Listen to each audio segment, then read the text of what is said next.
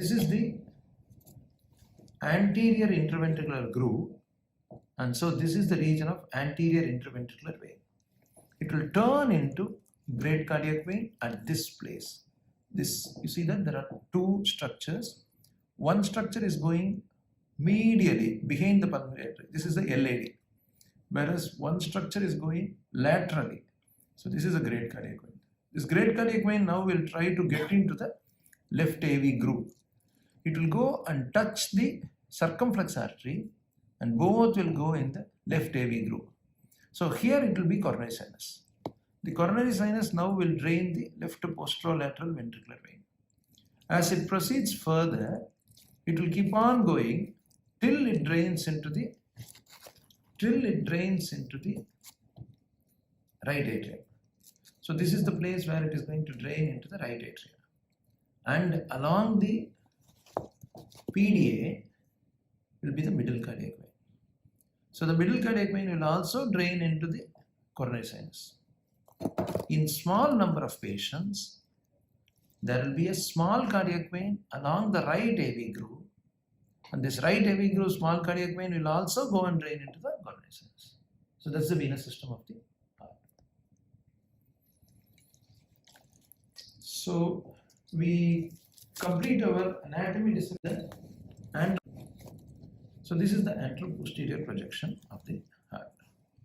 In an anteroposterior projection, right atrium is to the right, right ventricle is to the left, right atrium is posterior, right ventricle is anterior. So if you want to separate out the right atrium and right ventricle, or in other words, profile the tricuspid valve, you have to go to RAO 30. So in RAO 30, you will be separating out the right atrium and the right ventricle. So the plane of the tricuspid valve will be here. This is also the best view for identifying the tripartite right ventricle. So now I am opening out the right ventricle. You see the inflow, body and the outflow, all the three in RAO projection. So a right ventricular angiogram for identifying a right ventricular mid-cavitary obstruction, infundibular obstruction is best done in RAO 30 projection. The pulmonary valve and the main pulmonary artery also will be well visualized in this view. This RAO 30 incidentally is the good view for identifying right pulmonary artery also. I'll now advance a catheter into the right pulmonary artery.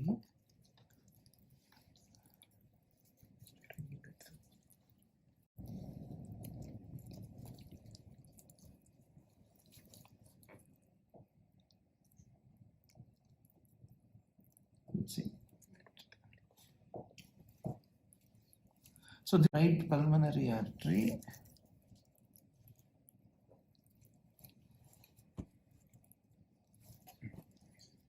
the whole of the right pulmonary artery, take the hands out, the whole of the right pulmonary artery behind the superior vena cava and the ascending aorta will also be delineated in the RAO projection. So RAO projection is the view for tricuspid regurgitation, demonstrating the whole RV and demonstrating the right pulmonary artery. Cranial and coronary. Yeah, 1, 2. The confluence, the best view is lateral view. In lateral view, RVOT is the most anterior structure. The pulmonary valve will be the next, main pulmonary artery will be the third. So in a lateral projection will be the good projection. If you want to know pulmonary valve stenosis, supravalvular pulmonary artery stenosis, plan the pulmonary valve angular measurement before the balloon pulmonary valve artery, lateral view. So this opens out the RVOT pulmonary valve and the main pulmonary artery. Now coming to, this is the left ventricle. Now we are seeing the heart in an LAO projection. In an LAO projection, the left anterior descending coronary artery will be on the medial side of the left ventricle, and the circumflex artery will be on the lateral side of the left ventricle. So this is my index finger is the LAD, and my the middle finger is the circumflex. So it separates out. So this is the cavity of the left ventricle. In an LAO projection, the interventricular septum comes into profile, and this is the right ventricle. So wherever is the ventricular septal defect, LAO projection is going to show it up. If it is a basal ventricular septal defect, an LAO 60 with a cranial 20 will be the best view for showing a large basal ventricular septal defect, which is a subaortic ventricular septal defect. But if the VSD is anatomically restrictive and the VSD is strictly in the perimembranous projection, LAO 60 will hide it because the septum will be hiding it. So you have to reduce the LAO to 45 degree or 40 degree in order to see it. If suppose there is a truly an inlet VSD, you have to reduce it even further to come to almost 40. But when you are coming to 40, the LV will get foreshortened. So you have to increase the cranial to 40. So as you are reducing the LAO, you have to keep increasing the cranial. So LAO 40, cranial 40 is also called as the hepatoclavicular view, or also called as the long axial view. It is meant for an inlet VSD, an inlet muscular VSD, a posterior muscular VSD. A perimembranous VSD is LAO 40, 45, cranial 30, and a subaortic VSD is LAO 60, cranial 20. And if there is a subpulmonic VSD, a subpulmonic VSD, this is the location of the subpulmonic VSD, it will overlie the aorta. So when we are injecting in the LV and the blood goes into the aorta, the subpulmonic VSD will be overlying. So to separate the LV aorta from the LV and aorta from the subpulmonic VSD, you have to go to RAO projection. So this is an RAO projection, and the VSD jet will be coming here towards the pulmonary valve. So you'll be able to separate. RAO 30 will be the projection. Whenever we give cranial, more and more of cranial, we will elongate the left ventricle. Whenever we are giving caudal, we will shorten the left ventricle. We will almost get the mitral and the tricuspid valve facing us. So this is the tricuspid valve which is facing us. So this is a caudal projection. Similarly, mitral valve will also face us in a caudal projection. If you want to put the mitral valve and tricuspid valve one above the other, you have to get it in a cranial projection. So this is in a cranial projection. You'll be getting above the atria and below the ventricles.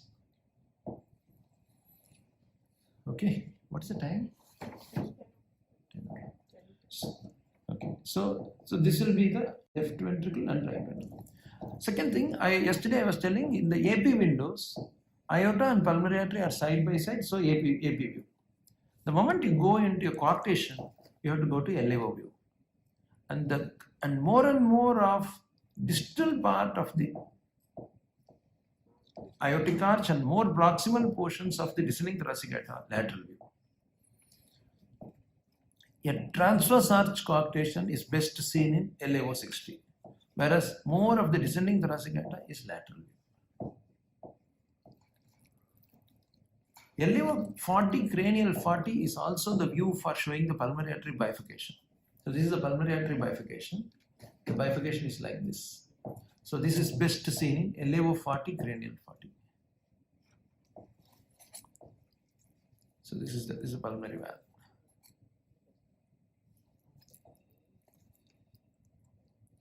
Okay. Sir, why in a lateral view the left pulmonary artery will be higher? Yeah, because left pulmonary artery courses above the left bronchus. So this is the left bronchus. The left pulmonary artery. Now I'll draw the left. Now this, since there is a transverse sinus, it's easy for me to put in the finger. See, this is my finger. I will now put in my finger into the right and put in my finger into the left. Now I'll show this is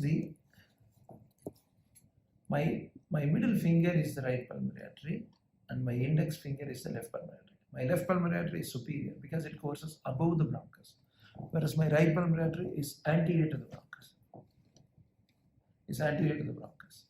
So on a lateral projection, the pulmonary angiogram will show left pulmonary artery going across the bronchus, superior to the left bronchus, whereas the right pulmonary artery will be anterior to the right bronchus, and so it will be end on. It will be end on vessel. See, my this finger is end on. I'll come from the other side, then it will be easy to see. This is end on. This is the right pulmonary artery, whereas the left pulmonary artery goes in anteroposterior. So there is a difference between this end on vessel and the anteroposterior vessel. Okay.